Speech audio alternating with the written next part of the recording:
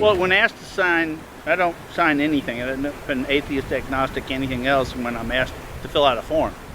Right. And in conversation, because it wouldn't be entirely accurate, it's not that I have no opinion.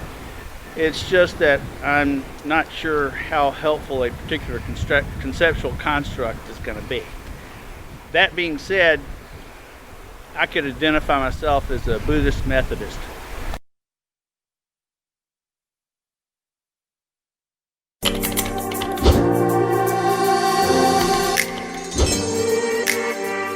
Hello, welcome to another episode of Atheist Vanguard. I am Derek Hawke. I'm Rachel Watson. I'm Shane Isgrig. All righty, join us today. We're going to be discussing Buddhism, Methodism, and ethics. All righty, let's roll that interview. My name is Shane Isgrig. What was your name again? Andy. Andy, good to meet you, man. Nice to meet you. All right, I didn't know. All right, cool. Some people are germaphobes, so if somebody doesn't, I don't want to assume. So, all right, cool. We're out here interviewing people about all kinds of beliefs that they hold, whether they be supernatural or anything like that. Is there anything that you wanted to talk about in that topic specifically? Well, I wondered actually what I was going to say.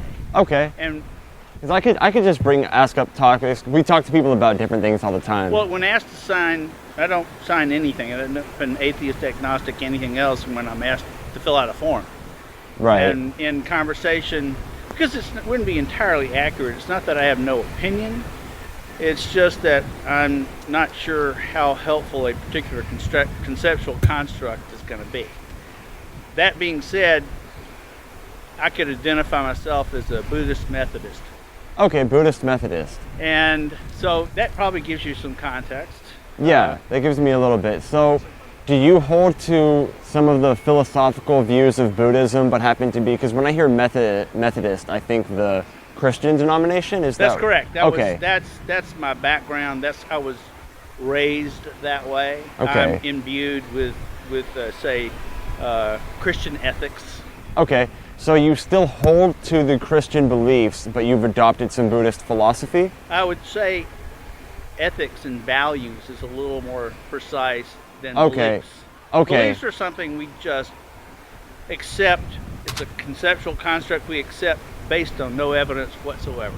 Right. Well, I mean, you could believe something based on evidence, but I understand what you're saying, because for me, anything that I believe, once I get knowledge of it, or once I get evidence, it becomes knowledge, right? Precisely. Right. So I could believe, like, if I were to ask you your birthday and you told me, I wouldn't think you were lying, but I wouldn't say that I knew it, right? So I Correct. wouldn't need evidence to believe in that sense. So what I'm interested in is, so you're talking about Buddhism giving you ethics that you were super into. Or Christianity. I have been doing a meditation technique, it's a mantra meditation technique that has its roots in India for thousands of years. Okay. I've been doing it for 45 years. Okay, so it seems like you are at least one who's open to different methods of prayer, meditation. It seems like you didn't just start with one and then say this is the right one. Not at all. You definitely had an open mind about it. Even my first degree in college is in philosophy. Really? Okay, that's interesting. So I'm very big on moral philosophy. I love looking into different, Buddhism, secular humanism. Right. Satanism is a pretty interesting one. So do you believe that without a supernatural related system of ethics, say a completely atheistic, completely naturalistic one, a person could arrive at morals that were equally effective as the philosophies that hold supernatural beliefs, like gods? Well, let's just say the entire Enlightenment on which this country is based presupposed that. It wasn't based on any supernatural belief whatsoever. It was on rationality. It was on... Yeah, it's like we as human beings can arrive at a system of behavior. Okay. It doesn't require, Yahweh's a wrathful God sort of thing. Okay, so you don't hold it, because I have met some people who think that if someone's an atheist, or even just if they're secular, then they couldn't possibly have their own sense of morality. Well, it doesn't sound like you hold that at all. The reason I say Buddhist is not because I'm especially go to a Buddhist meditation centers or anything else. It's because if, say, for instance, you're an atheist, you're a lot closer to being a Buddhist. Okay, yeah, because I've interviewed a Buddhist before, and he did happen to be an atheist. So I know that Buddhism's its own philosophy. So could I ask you this? Have you ever come across any Buddhist beliefs that were contradictory to a Christian moral that you hold? None. None. Okay. And let's say you were to find one, right? Let's say there were to be one Buddhist ethic that disagreed with an ethic from your Christian background. Do you think you would go to the Christian one, or do you think whichever one happened to make more sense? I think that I'm as far as we were talking about the Enlightenment, I'm a lot more of a pragmatist. Okay. And so there's no point in throwing the baby out with the bathwater, as it were. Okay. That makes sense. So it sounds like if you found a contradiction, you'd kind of keep looking at it, right? Of course. Okay. So do you think if you had to pick one, like if there was direct contradiction, do you think that you would be more inclined to Christianity or Buddhism, or do you think it depends on what the ethics were? Any of the concepts are only guideposts. Okay. And so not that one in meditation, you may know this, but in meditation, not that one receives an idea. As in some what my experience has been over the years with meditation is that there is a quiet, a silence, a core of something where, for lack of a better term, it feels like I'm going home. Okay. And it doesn't require that I have any conceptual construct to live by. Okay. Most people know, maybe small children don't, I don't know, but most people know if an action they're taking is in the interest of humanity. Right. They know. Yeah, so usually when somebody does something, they do so to maximize pleasure. They do so from their own selfish motives. From their own selfish motives, right, because the only thing that one really desires is their own pleasure. We just increase it through bringing it to other people. Right, and so we have a justice system that presupposes that we will revert to a childish state. Okay. And we're an isolated, active agent of some sort, with no consequences and not answerable to any other of our fellow humans, and that's why people get punished. Okay, that's interesting to know. I do want to wrap it up, but I will say that this is probably one of the best interviews I got today. Thank you so much for coming out, man. Pleasure. All right, man. Interesting. That was a very interesting interview. It was. I found it very interesting. It was a great conversation. I'm really glad to have had it. And honestly, it provoked a lot of thought and research because I wanted to look up what he was talking about to learn about it. So the conversation led to me learning a lot. Start us off. A Buddhist Methodist, that's a first for me. And I'm sure it's a first for a lot of people. First for me. So how would you define that or characterize that? Educate us for us. Well, I'm going to go off of what he said. What he was saying is that he was raised with a Christian background. He has criticized his ideas. One thing I've noticed about this guy is he criticizes ideas, and he has analyzed other ideas before rejecting them, and I do respect that. Yep. And that's one of the reasons he's able to say that he's a Buddhist and a Methodist. It's because to him, Buddhism is compatible with Methodism. He said, when I asked him if there were any contradictory ethics, he said that there weren't any. So he said that he was a pragmatist. So he judges ideas based on the outcome of their application. So I think that, in his opinion, Methodist as a denomination of Christianity and Buddhism are the best moral, codes of ethics that he's come across. Is there a moral construct in Buddhism? Yeah. So you have the Four Noble Truths, and you have the Eightfold Path. Yep. And the Four Noble Truths are that suffering comes from, or the first one is that life is full of suffering, and the second is that suffering is it comes from desire. Yeah. The third is that suffering ends when desire ends. Yep.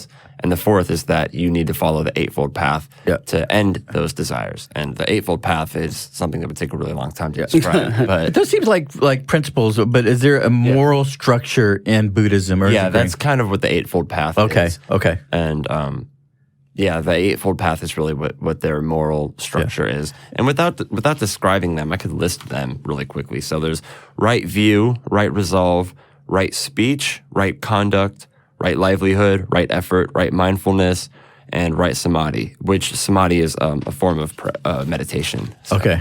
yeah. Okay. All right. Christian. So we kind of touched on this a little bit. Christian ethics and Buddhist ethics. Take us away, Rachel. What do you think? What's your thoughts on that? Yeah, so that was a first for me as well, like having somebody say that they're both Buddhist and Methodist, or any flavor of Christian and Buddhist. Right. But I don't know. It's we see it, time and time again, where people take their kind of pick and choose kind of what they like out of the things and kind of jam them together. And I don't really think so with him, though. I don't think what he likes or wants to believe has a lot of influence on what he actually believes. Oh, no. I don't mean it like that. I don't mean that he's wanting to believe this and not that. I think he's kind of jumbling things in together that may not have Right. originally been Well, I kind think of thought it's about. kind of like hearing about different ideas, analyzing them, and going, okay, there isn't anything here that I disagree with, right? Like, I actually wouldn't be surprised if I were to read the 7 tenets of the Satanic Temple to him. Oh, yeah. He would probably go, yeah, I agree with that. Which would be an interesting thing to practice, because I feel like he wouldn't label himself a Satanist after that. No, but yeah. that would be an I interesting wouldn't point to either. raise. And that actually brings up a point that I wanted to raise to you. When I say Christian ethics, or I say Buddhist ethics, or if I say Hindu ethics, do you see really a big difference in those ethics? Or is there like night and day, or are these basically the same tenets? Yeah, I mean, we're going to kind of get into ethics coming from the Bible kind of at the end with Which I can't wait. with our little bit. Yeah. Kind of changing things up a little bit. It's a little precursor there. Little Rachel flavor there. Little right. Little bit of bam flavor, Bam. Right. Oh my God, emerald. No, so kind of putting on my Christian hat, kind of. My immediate thought to this was, man, if I was still a Christian, I would believe this guy is like of the devil or something. Like Satan's getting to him with this Buddhism stuff. They're being deceived. Being deceived. Yeah, that's what I would think of. But Really quick story. I want to interrupt you. Real quick story. I remember traveling someplace far, because every place is far in Texas, and it was a kid, and we were listening to this radio talk show guy, and it was evangelical, and it was a call-in show, and they had a repeat caller who was a young boy who was Buddhist. And by the second call, he had converted to Christianity. And they were ecstatic that they had brought somebody from the other side, and the other side being the devil, Satan, to their camp. And so even, we see this a lot with this intermingling, it's always this other side. If you're not with us, you are of the devil. Everything else is evil. Everything else is a lie. We have the truth. We have what is reality. Whatever you have, you're being deceived.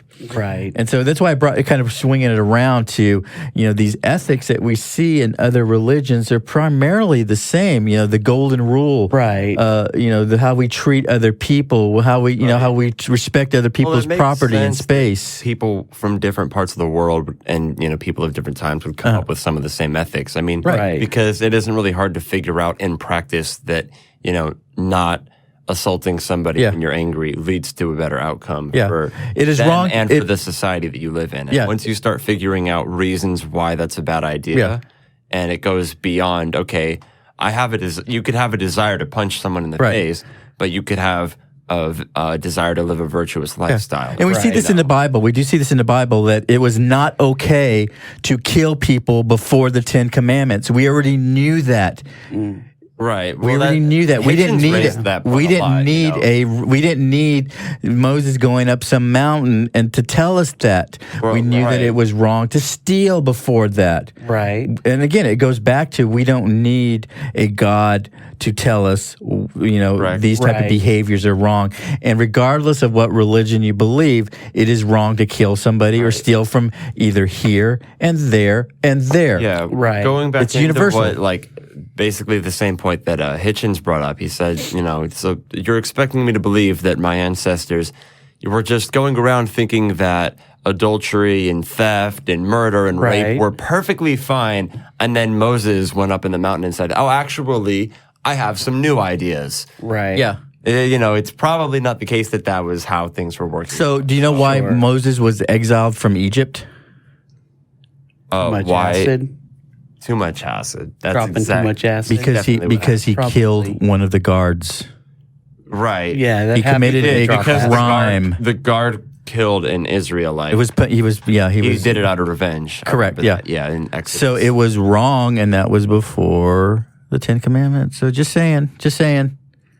I'm just a little bit. Of but I there. think Moses gets a free pass on killing people. I could be wrong. I'm not. Let's not get into that. Yeah, let's not get into that. But I'm trying to show that even in the Bible, the Bible, we show that murder is a crime before the Ten Commandments. Well, that's what I'm Cain thinking. was punished for murdering his brother. Oh, I see what you're making. That's a good point. Yeah. It was already established in the Bible that murder was wrong by the Egyptians. Before, by the Egyptians. The Egyptians in their country had a law against murder. And some problem with murder. Right. Clearly. It was unethical. It was immoral.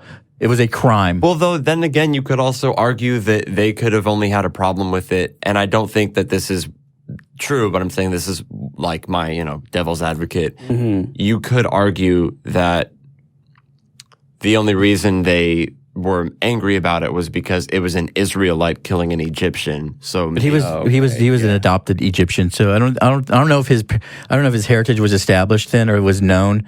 But the basic is that he committed a crime of murder and he was exiled, or he fled Egypt for fear of punishment. Yeah. Right. Well, no, I think it was established because he called it his brethren in that episode or in that verse. But I called it an episode. But anyway, so moving on from Moses. Well, I mean, the point that I was bringing up with that he kind of picks and chooses and makes like a goulash of his religious ideals.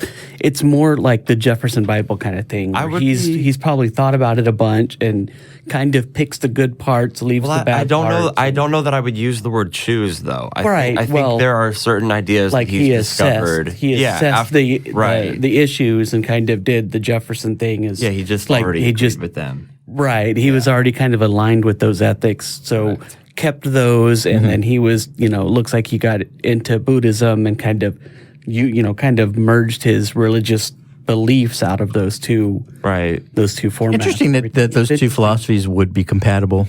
Yeah. Well, yeah, it's because there's a really strong. My limited experience with Buddhism is there is a very strong emphasis on yourself and self-restraint and letting go of possessions and just really an inner strength that you're trying to. Even with meditation, it's establishing that inner calm and absence of any external stimuli, which I imagine a Christian would have problems with. Yeah, they would say like the same thing, except for they would go the step further and say that God's the one imparting this calmness on. Well, we had a comment from one of our previous co-hosts, where he was saying that Christians, their goal is to get closer to God, whereas the Buddhist is more getting it closer to self. Right. Yeah, that's why you see like atheistic Buddhists or polytheists. One's been interviewed on the show, an atheist Buddhist. So you Buddhists mentioned that in the interview. Call Buddhism a religion. They could be a Christian, say, that's Christianity's their religion. Buddhism is a philosophy they follow. You have atheist Buddhists. So it's interesting though, because Buddhists don't all tend to agree on whether or not Buddhism is or isn't a religion, or a philosophy. Sure. But I think Matt raised this point. I don't remember what it was. It was on Atheist Experience or something, but he kind of talked about like when it comes to getting that like 501c3 religious status, they're more than happy to call themselves a religion. Right. When it comes to being tax exempt, they're like, oh no, we are a religion for their temples. Right. But, my mind has always associated Buddhism with being a religion, but the more I've learned about it, the more I've discovered that it seems like, in my experience, most of the people that I've met that are Buddhist, they just consider it a philosophy. Yeah. Yeah. Well, you see that with Christianity, where they're claiming that it's not a religion. Christianity's not a religion. It's a way of life. Personal relationship with God. Or it's a philosophy. Well, that brings up a good question. And that's the whole like loophole to get around the. And that brings up a good question. Because a lot of Christians like to say, "Nah, nah, nah, boo boo, you're just like us. You're a religion." So how would you respond to that? As atheism being a belief system or religion? You want to start because it'll take me a minute to explain out a little bit. Yeah, I'll start out a little bit. Okay. Yeah, so I thought that way before. I mean, I didn't really, put too much thought into atheism when I was a Christian, but I would have them define a worldview and then point out to them that they're probably conflating atheism with secular humanism or something. So how would you define a worldview? I would say a worldview would be like not necessarily in regards to religion, but how it would be applied to religion. Is it would be a way and a framework of kind of assessing, looking at the world and making a an informed decision on it. And religion gets that implant the thought of God early, so it's harder to break out of. Get them young, and that's what. They kind of impart that, and then you look through that lens of, oh, well, this is all God. He created the chair, he created this mic, he created the water I'm drinking. So if I tell you, I go, Shane, atheism is a religion. You have faith in your non-belief is faith. What is your response? So it's a conversation that that I always hope I have more than a minute for to explain to the person, because when they talk about atheism being a belief, a religion, and a worldview, those are three separate claims that are all wrong. So I have to explain why each one of those is wrong. Right. So a worldview, you pretty much explained it accurately. It's a lens at which you view the world. So you could actually have more than one worldview. For example, secular humanism is a worldview. So is determinism, right? So I'm a determinist. I'm a moral subjectivist. These are worldviews that I hold. Yeah. But quickly define determinist. So determinism. So there's people who believe in free will. Free will is one worldview, right? You have the other worldview, which is determinism, which is the worldview that I hold, which is that everything happening is a matter of cause and effect. So there is no free will in a deterministic worldview. And the way that I can best explain this is that any action that you make will have been caused by your psychology, by activity in your brain, right? Right. And if you go back far enough to like what caused that, because causation is a chain. It doesn't have like a start or a finish. So whatever caused something to happen in your psychology that caused you to make a decision had another cause. And if we go back far enough, you have causes outside of the brain and outside of the human mind. So, a pretty good way to illustrate it is, if we could reverse time by a day, and every atom in the universe, including the atoms that make up the molecules in your brain, were exactly where they were. They're in the same place at the same time. They're moving in the same speed, the same direction. There's no good reason to think that you could have done anything differently. So with atheism, I'm actually a soft atheist or an agnostic atheist. With determinism, I'm actually a hard determinist. I believe that you can prove logically that there is no free will. So determinism is probably the thing that I'm most convinced of in philosophy. Now, how does choice fit into determinism? And I don't want to go too much off the rails, but this is actually really fascinating. Yeah, no. Right. So there's the choice. So I guess you have to differentiate between what choice is and what free will would be, because sometimes I kind of intermingle the two. Right, because you have intent, right? I think some people conflate that with what they mean by free will. But the point is that anything that you do, any choice that you make, it's going to be caused by your desires, right? Yes. Like your desires inevitably are going to influence your decisions. Even if your desires are not selfish. But you don't control what your desires are, do you? No, but I don't. But I'm not always enslaved by them as well. Whereas I may do something that's contrary to my desires. Right. Well, no. The problem is you feel that way, but that's only because you have conflicting desires. It's kind of like I said earlier. So true. You could desire to punch me in the face, but you might also desire to live a virtuous lifestyle. I don't have a desire. But you should. Right? Let it act on it. The point is, if you have a desire to punch somebody in the face, and you don't do it, it's because you have a conflicting desire to live a virtuous lifestyle, and that desire was a stronger one. Right. Okay, so, I see that point. Yeah. Anyway, I kind of don't. And I'm not a puncher. I'm more of a scratcher. Okay, good to know. So that's one worldview that I hold. So those are like, but then you have like naturalism is a worldview that everything that exists only exists in the natural world. So you don't believe in the supernatural. So that's a worldview that you have, right? So there's one, for example. So when somebody says that atheism is a worldview, they're wrong because atheism isn't a way at which you view the way the world works. You can say, I understand what a religious person means when they say, an atheist worldview. But if you said an atheistic worldview, that might be acceptable because you could say, all right, well, this is a worldview like secular humanism could be an atheistic worldview. I think there might be better terms to describe it, but that's efficient. But you shouldn't say like atheism is a worldview. Now, when you say atheism is a religion, there are such thing as atheistic religions because there are religions where people don't believe in gods and religions where people do. But I try to ask atheism people itself. What I try to ask people is, okay, do you know what theism is? Right. And they sometimes go, what is that? Okay, theism is a belief in a god, right? Right. So the point is, do you think theism is a religion? And usually they could agree with me that a belief in God alone is not a religion. As soon as we establish that, sometimes they're able to understand where I'm coming from, where I'm saying, right, so believing in a god isn't a religion. There are religions that believe in gods. Not believing in a god isn't a religion. There are religions that don't believe in God. Yeah. So that you could be secular and theist, you can be secular and atheist, you could be religious and atheist, and obviously religious and theist. Right. Now, when they say it's a belief, so I'm addressing all three of these claims. Yeah. When they say that it's a belief, they're wrong because strong atheism or agnostic atheism is the belief that there is no God, right? But You mean Gnostic atheism? right. Yeah. You said agnostic, but that's all right. Oh, okay. I meant to say agnostic. Yeah. Rachel's going to punch you now. That way. I should. Oh, I already did. I don't want to actually punch Shane in the face. Yeah. The point is that Gnostic atheism is saying that you know it. So Right. And that puts the burden of proof on you, though, right? So it's not that the strong atheists aren't atheists. It's just that atheism itself is merely a lack of belief. It's merely the absence of belief.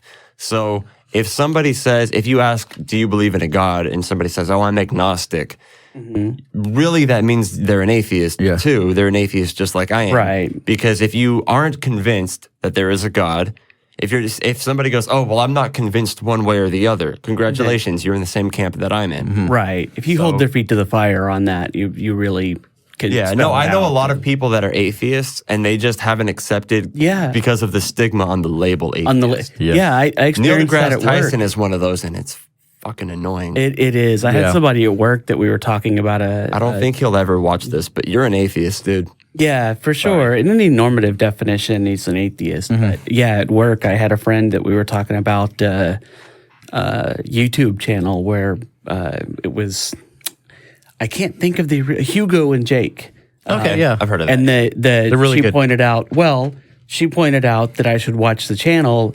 And I was like, oh, I just live for atheist YouTube. And she was like, oh, you're the one, you dropped the A word first or whatever, kind of like pointing out that. And I was like, yeah, there's a stigma, but I don't care. If you want really on a side note and a side plug, if you really want to get a good in-depth Bible study, watch Hugo and Jake. Yeah, for sure. It's Hannah and Jake now. Okay. Yeah, that was the point. Is she was like, you need to watch this show. And spoiler, it's been out for a while, but Hugo is going by Hannah now and transitioning to be a awesome. To wrap up this conversation, my experiences, and I'm really involved in the comments in our YouTube channel. I usually pose questions to both viewers and non-believers and believers. Right. And there's one engagement where he basically says that you have faith. Your religion is atheism. You worship a chemical daddy. Right. And my response was, so what? If you want to think I'm a religion, so what? I will say, if you want to think that I have faith in something, so what? It doesn't change the fact that I don't want your belief system delegating and relegated to what I believe and how I live my life. Right. So call it whatever you want. You think I'm just as foolish? And that's really what it is. I'm glad that you brought up that point because when somebody says, oh, well, you have faith too, it's a prime example of the tu quoque fallacy. Yeah, absolutely. That person saying, oh, well, you do it. You do this too. Right. and doing that in a way that says, well, look, therefore your argument's flawed, which is an admission that that's a flawed argument that they're making in the first place. Yes. But it's that's exactly like you said. And that's why my response is, so what? Right. If you want to say that, so what? It doesn't change the fact that I don't want your belief systems legislated. I don't want it. You can take your little prayer toys and play with them all you want. Just don't make me play with them. Right. Right. All right. No, for and sure. this is going to perfectly segue into our next. Oh, go ahead. I'm sorry. No, I was going to say it segues pretty perfectly into the Enlightenment that he talked about. Okay. Yeah. Yeah, I wasn't going to go that direction. briefly- Let's talk about that. Just briefly talk about the Enlightenment because briefly. Yeah, it was interesting because what we're talking about is the worldview looking through the lens of God did it kind of thing. And the Enlightenment was brought about by people, we're looking at things as more natural causes. Yeah. And, it started, I think, that there was like back-to-back volcanoes or something somewhere in Europe. I don't remember all the specific details. You're talking about the Enlightenment movement? The Enlightenment movement, yeah. I know it's associated with the French Revolution. Right. I think it's like Voltaire is one of the fathers of it kind of thing. I wrote a story about it. Okay.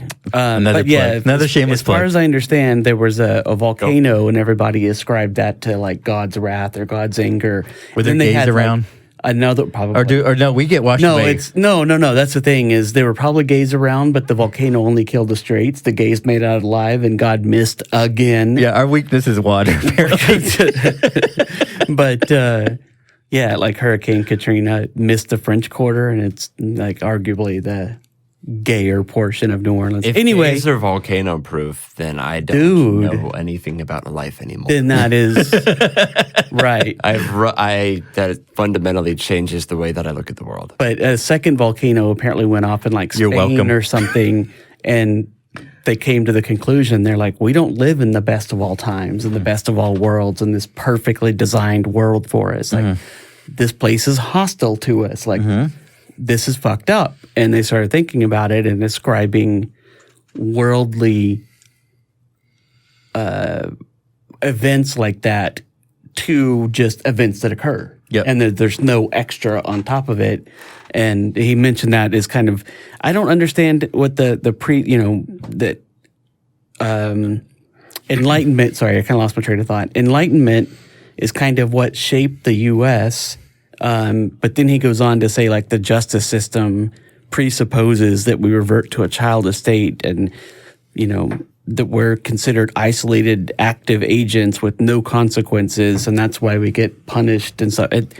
That one was a little bit of a stretch to me, but the Enlightenment is definitely,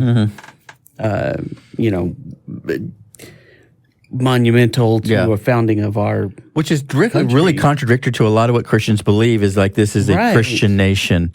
Yeah, it's obvious. And when you say that it's not, it's insulting to them. I was really happy that he recognized that this is not a Christian nation. And the fact that he actually brought that up as a way of acknowledging that a secular person can have a good philosophy on ethics. Sure. He was able to realize that. And in fact, he even said, he was like, well, this country, implying like this country, this is a country with a good system of ethics. He says, was founded on that idea that, people can come together and establish ethics without Yahweh. Yeah, exactly.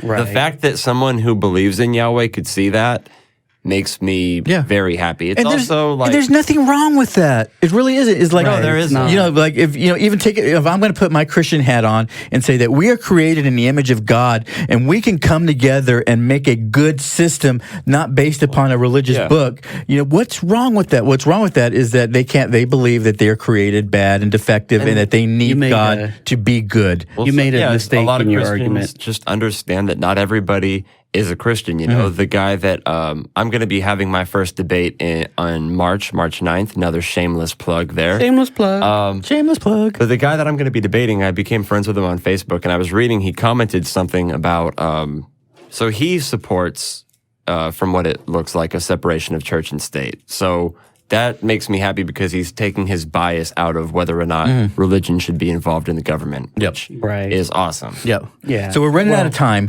What I really, really wanted to talk about, and I'm going to turn this over to you. Well, if I could really quickly before we do that, sure. I was She's to better. finish up. No, it's okay. Just to finish up the thought on that, because you had said when you put your Christian hat on, and I was joking. Took it off said, because it's too heavy. It's a little too heavy, made out of lead. But no, And a feather. I said that you made an error in your argument. You didn't really. It was the Christian dominionist kind of a thing. The Christian nationalist. They want not dominionist, nationalist, where that want Christianity to rule over the land and all that, like in the courts, in the classrooms, in government, everywhere. They want a theology. They want a theocracy. Yeah, but they don't understand Honestly, the a lot of them downside. They don't. They not a lot of them, but I'm saying Christian nationalists. Oh, okay. I'm sorry. Yeah. Okay. Christian I missed the part nationalists about the do. But nationalists. so anyway, my that's bad. the only thing. What were you doing next? I didn't mean to interrupt you, but go ahead. Oh, okay. We're okay. Oh, yeah. You were going to turn something over to me for some reason. Yeah. Thank you. I know. We're gonna that's a good idea. We're gonna let Shane talk. Uh-oh. Uh-oh. Really, this is a really interesting topic to me. Okay. It's things that I've struggled with. And you said something very profound, but I also want some more elaboration and more clarification on, is evidence, the idea of evidence. What is it? You said that evidence equals knowledge or becomes knowledge, which I think is really profound. But first of all, let's define what evidence is.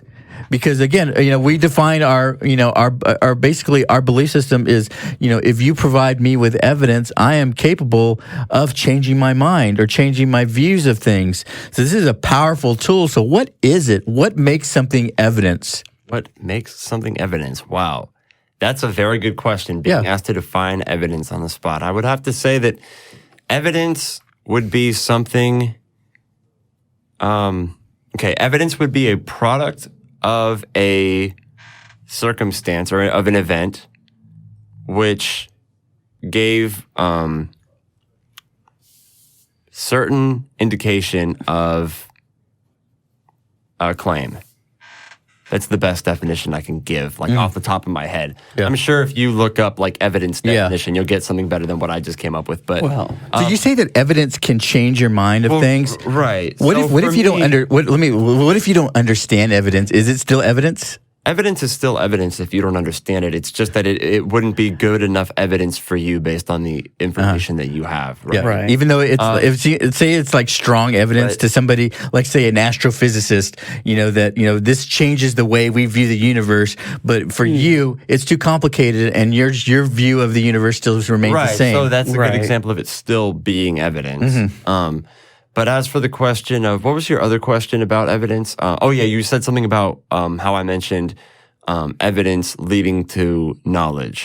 So knowledge is a subset of belief. I used to have it backwards. I used to think it was the other way around. But knowledge is actually, knowledge would be anything that you believe, that you have evidence of, that you're convinced of, which is also compatible with reality. My definition of knowledge is it needs to be compatible with reality. So, if I ask you, for example, what day is your birthday? Yeah. I always give people this question, what did you have for breakfast? Yeah. Okay, I can believe you, but I can't call that knowledge. I mean, I'm willing to say that I know something as far as a lot of people conflate, a lot of people who are into philosophy but not super into it make this problem where they treat absolute certainty as if it's the only possible definition of knowledge. I wouldn't go there. Yeah. I think I'm able to say if I'm aware of information and that information's verified upon evidence, then I'm willing to call that knowledge. I think what I struggle with is because we talk about in the atheist community, whereas, I need evidence to believe in something. And so, it's like, well, what is really evidence? What is strong evidence? What is, what is evidence? What if I don't understand as evidence? It is still evidence. So an example of that from my experience, being a Christian and, not believing in evolution, I would ascribe that, it's like, God created it, and it's, everybody that's saying it's a theory, they're completely correct. It's a theory, meaning an everyday annoys me so much. Yeah. When they say that it's just a theory. It's just a theory. Go on. And then you're like, yes, it is just a theory. You're misunderstanding the application of the word theory. And that's, Right. you know, it's And we do it's a this all the common time. thing. I say my theory is right. We use it in a Right. colloquial, 'Cause there's more than one jargony usage sense. of the word. Of course, Right. There's an everyday language, slang type of, and then there's the actual application in a scientific community and scientific Right. methodology. Well, you that's can call it the- a philosophical theory versus a scientific theory. But that is evidence that it affects their worldview, essentially their brain. We also look in the once I learned about it, I was like, oh yeah, it's a theory. It's like a solid foundation of science, been proved by evidence. Yeah, it actually says in the Bible too that Stability. that the ability to speak in tongues is evidence of the Holy Spirit. Yeah, it's Prophecy, what I refer to as bullshit. healing, which of course doesn't really, give me an opportunity, give me an example of that happening. But those are evidence of the influence of God in their life. So again, that brings the question: you're like, what is good evidence? Right. And how does an atheist attribute that term? That this is good, strong evidence. Right. The simplest answer for me would be the scientific method, and all that. Those associated with that. That's probably the default. I know that Best the thing I Christians have. don't. It's the best thing we have. I know Christians don't like it when we say that. Well, but also the Christians don't like it when we say it is I don't know. Right. They don't like I don't know. A lot of people don't like saying that. Yeah. Yeah, for I sure. mean, admitting you don't know something is difficult to do. So. And Matt Dillahunty has said this time and time again, and it is the most truthful thing that I can say. I've actually adopted is that saying I don't know is the most honest thing that you can do. We're about out of time. I want to wrap up really quick. Thank you very much for. I'm going to put you on the spot on that one, but it's good a hard question. information. But it needs to be asked. And I'm glad. good question, I'm glad yeah. I was put on the spot to ask that because I came up with the best definition I could. Please, in the comments, let me know what you think about the definition I was able to come up with on the spot. Yeah.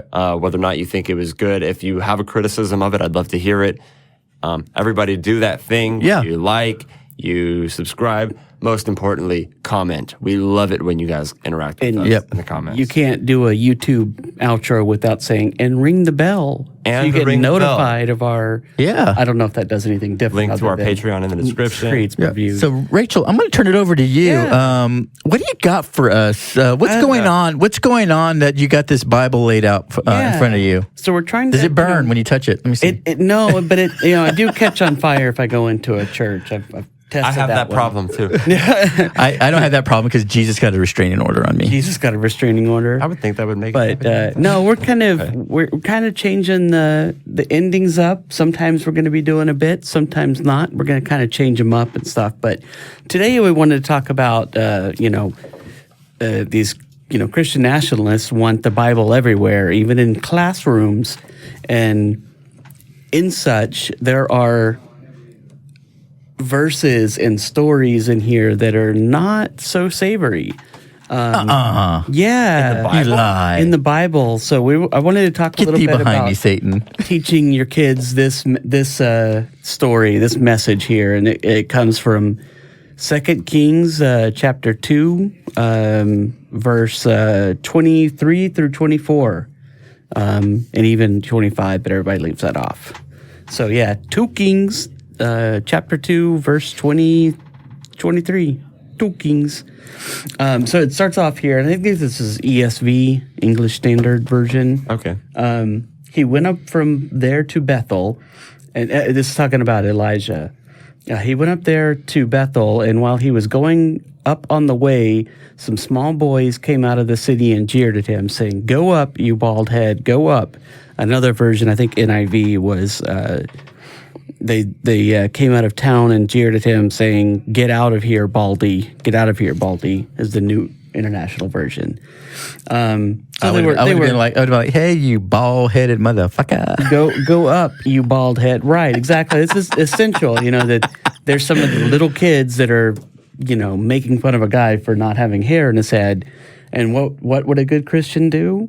Turn the other cheek." Well, it says that he did turn around. Turn cheeks. Okay, go ahead. And verse 24, he turned around, and when he saw them, he cursed them in the name of the Lord. And 2 she-bears came out of the woods and tore 42 of the boys. It doesn't specify, but there was essentially How many people came out to taunt this man? a gaggle of boys. When I read it, the reading looks like 4 or 5. I would like to Utes. kind of ask any Christian viewers, listeners, let's just say that you see some children doing something, and I'm agreeing with you that throwing stones at a guy and calling him baldy is a bad thing to do. Right. But you see children doing this. Let's just say you have access to a bear, right? 2 bears. 2 bears. 2 bears. Or just 1 bear, I think, would be sufficient. I mean, 1 bear would be sufficient, but to be compatible with the story, 2 bears. 2 bears. You have access to 2 bears. Would you personally release 2 bears on those children because they did it? Let's just say in this scenario, you get away with it and you can get your bears back in the cages easily. Because let's just say in this scenario, you could do that. Right. Would you They're trained really well. sick bears on children because they called a guy bald and threw rocks at him? Because I would agree that they should be punished. I don't know about mauled by bears. I think that's a little overkill. Yeah. That's my take.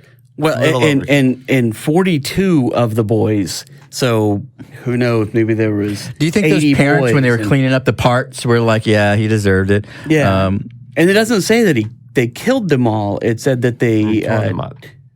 tore. There's just no 42 version the of boys. being mauled by a No. bear that I think is an acceptable punishment for a child. Right. But that's the point that we're trying to point out is the good book they want taught in schools. My Imagine ethics on parenting are very different from this book's ethics on parenting. Imagine little You don't Timmy follow the or, bear philosophy? or little Derek or little Shane coming home and saying, oh, daddy, mommy, whoever, non-gender specific parental guardian, we learned about Elijah and how he cursed 42 Kids address their parents with that title. kids. I don't know. I don't know. No. There's got to be a shorter title than non-gendered specific. Right. I'm sorry, go on. Okay. Right. No, but yeah, I was It's just like, what did you do? It was like you come home from school and they did something. What did you do? Into We the learned shark about- pool. Right. Into the shark pool. well, Yeah, into the yeah, shark it'd be like, pool. oh, Into we the shark learned pool, about Caleb.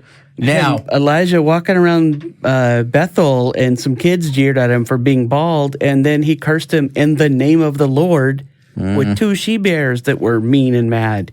And then to finish up in verse 25 that no one ever includes in the story is from there, nonchalantly, from there he went on to Mount Carmel, and from there he returned to Samaria. So he End of just brushed story. it off. Yeah, it was just kind of like, I cursed and killed 42, or, mauled and killed a lot of people, 42 children, it claims in here. Maybe he should have prayed for hair. Maybe he should have. He's then he apparently could have had got that some magic issues, Samson hair. some self-esteem issues going on, some self-image issues going on, where he has to summon 2 bears magically to maul children. Right. It's a pretty But horrific that's just story. me. That's just me. The two kings. I don't go by the two kings. kings type stuff. Anyways, thank you very much. Yeah. Thank you very much. Thank you. Thank you, everybody. Please like and subscribe in the comments. Join us in the comments. We'd love to hear you. If you have anything to say, please say it. We will respond to you and we'll take care. See you next time. Bye-bye.